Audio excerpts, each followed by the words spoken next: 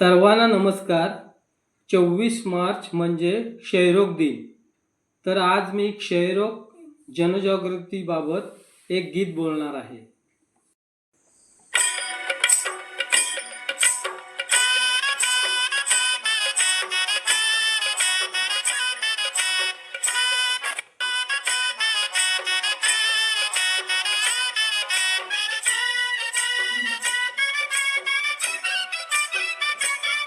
अहो दादा, अहो ताई, असं किती वेळा सांगायचं. अहो दादा, अहो ताई, असं किती वेळा सांगायचं.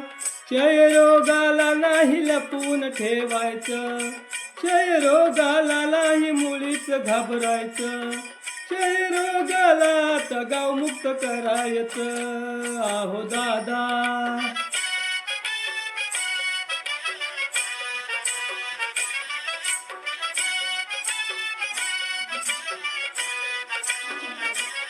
मायक्रोबॅक्टेरियम ट्युबरक्युलोसिस या जीवाणूमुळे हा होतो.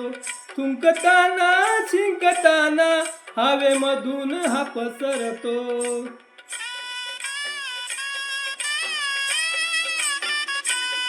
मायक्रोबॅक्टेरियम ट्युबरक्युलोसिस या जीवाणूमुळे हा होतो. थुंकताना शिंकताना हवेमधून हा पसरतो. 2 आठवडे जास्त खोकला झाला डॉक्टरांना भेटायचं. 2 आठवडे जास्त खोकला झाला डॉक्टरांना भेटायचं.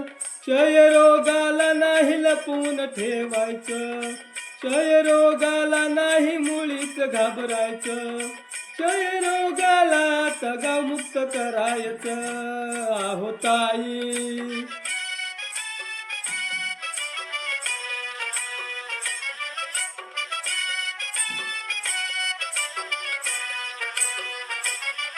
हलकासा ताप येणे, कधी भूकच मंदावणे, वजनात घट होणे, मानेला गाठी येणे.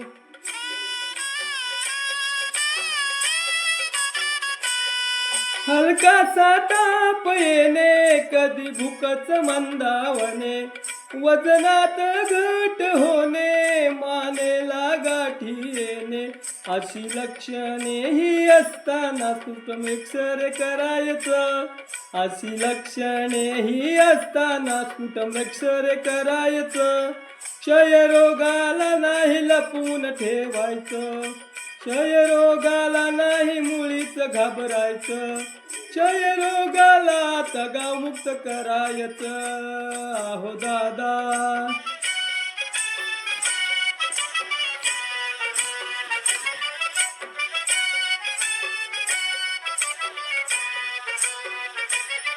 सरकारी दवाखान्यात निदान उपचार फुकट मिळतो.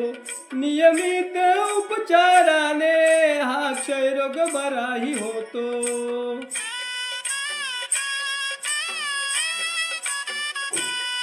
सरकारी दवाखान्यात निदान उपचार फुकट मिळतो. नियमित उपचाराने हा क्षयरोग बराही होतो. टीबी हरेल आपण जिंकू, ब्रीद वाक्य हे जपायचं. टीबी हरेल आपण जिंकू, ब्रीद वाक्य हे जपायचं. क्षयरोगाला नाही लपवून ठेवायचं, क्षयरोगाला नाही मुळीच घाबरायचं. क्षयरोगाला तर गावमुक्त करायचं. अहो काका, अहो काकी, असे किती वेळा सांगायचं.